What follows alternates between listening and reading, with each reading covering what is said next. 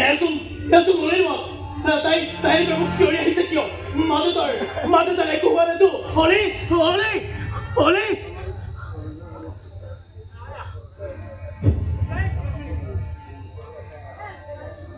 দাদা মইতো বিচাৰি আহিছো দাদা তই যোৱাকালি আমাৰ ঘৰৰ পৰা গুচি অহাৰ পিছত প্ৰিয়জনে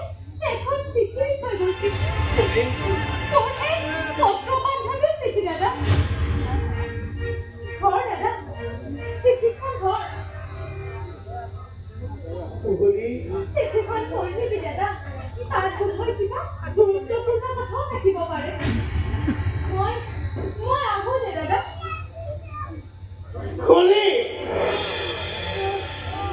কিবা কবি দাদা